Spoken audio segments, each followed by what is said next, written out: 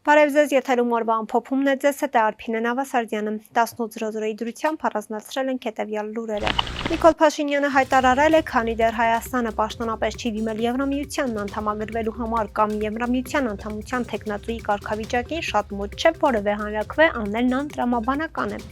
Օրեր առաջ Ռուսաստանի նախագահ Վլադիմիր Պուտինն ու ԵԱՏՄ անդամ մյուս երկրների Բելառուսի, Ղազախստանի, Қырғызստանի ղեկավարները համատեղ հայտարարությամբ պաշտոնական Երևանին հորդորեցին սեղմ ժամկետներում Եվրամիությանն անդամակցելու կամ Եվրասիական տնտեսական միությունում մնալու հարցով հանրաքվե անցկացնել։ Եվրասիական տնտեսական միության մեջ մենք աշխատում ենք եւ շարունակելու ենք աշխատել մինչեւ այն պահը, երբ այլևս ընտրություն կատարելը Եվրամիության եւ Եվրասիական տնտեսական միության միջև կլինի անխուսափելի, իսկ որոշումը բնականաբար պետք է կայացնի Հայաստանի Հանրապետության ժողովուրդը հանրաքվեով ի պատասխան, ասել է Փաշինյանը։ Նրա խոսքով այսօր ԵՄ-ի եւ ԵԱՏՄ-ի միջև ընտրությունը տեսական է, իսկ տեսական ընտրությունը հանրաքվեի դնելն այնքան էլ խելամիտ եւ ճիշտ չէ եւ հիմնավորված չէ։ Նիկոլ Փաշինյանը հավելել է, որ այսպիսով կշարունակեն աշխատել Եվրասիական տնտեսական միությունում օգտագործելով ունեցած պոտենցիալը, որը մինչ այժմ չի օգտագործվել։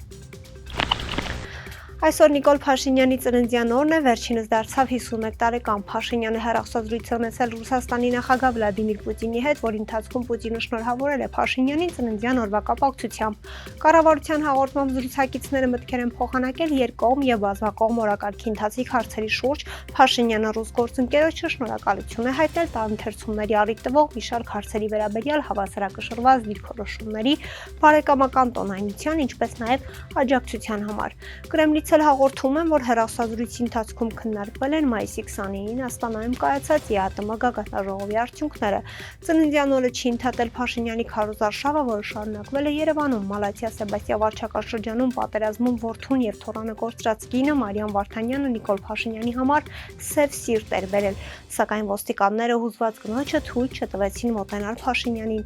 Եկել է այստեղ իրան ռեկլամ անում, որ նորից ընդրվի ես սև սիրտն իմ սիրտն է ժողովուրդ։ Իր սրտիկները ձևական են, ինքը ոչ մեկին չի սիրում, ոչ մեկի մասին չի մտածում, ինքը էլի աթոռն ա ուզում։ Իմ նման սքավորներ իրաց իրանագույն սրտիկների սիրտը չունեն, իմ թագավոր տղուն իր երեխու տարավ հասցրեց Ջաբրայել, ինչի իմ տունը քանդեցիր, այ թուրք, ես ինչ արեցիր մեր ազգի գլխին, բացականչում էր կինը։ Կինը ասել է նաև, որ ինքը Արսեն Ղուկասյանի մայրն է։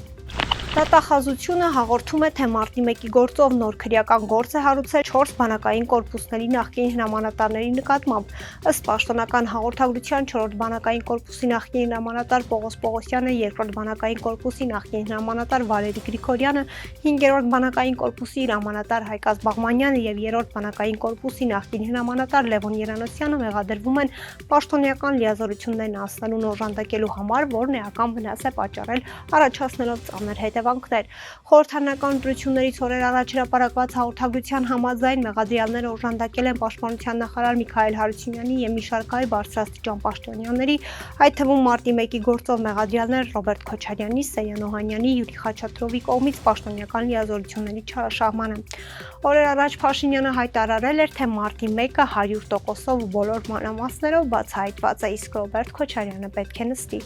Հիշեցնենք, գործի բացահայտման մասին առաջնորդը հայտարարել էր նաև նախորդ 2021-ի քարոզարշավին, մինչ օրս սակայն այս գործով որևէ մեկը չի դատապարտվել, մեղավոր չի ճանաչվել։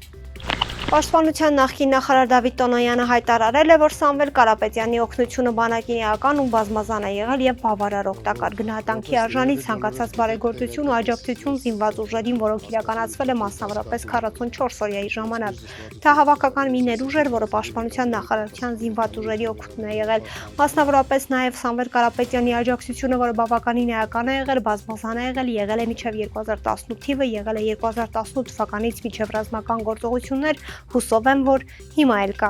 Նա բազմակողմանի եւ էական է եղել, կարծում եմ բոլորդ հասկանում եք, որ իր կարողությունների շրջանակում կարելի է գնահատել բավականին օգտակար, ասել է լրագրողների հետ զրույցում Տոնոյանը։ Ապա հավելել, երևի բոլորդ գիտեք, չէ՞, չեք հասկացում, որ ես միշտ զսպվածություն եմ ցուցաբերում սենսիտիվ հարցերի վերաբերյալ պատասխաններ տալուն։ Ինչ վերաբերել է պաշտպանության նախարարությանը, պաշտպանական համակարգին կամ նույն ռազմական գործողություններին, որոնք 44 օրյային են տեղի ունեցել, զինված ուժերին աջակցության համար սենսիտիվ տեղեկատվությունը կամ պետական գաղտնիք է պարունակում կամ ծառայողական գաղտնիք, դրա համար չեմ խախտի իմ պահվածքը արտահայտելու կոնկրետություն որևիցե աջակցության վերաբերյալ։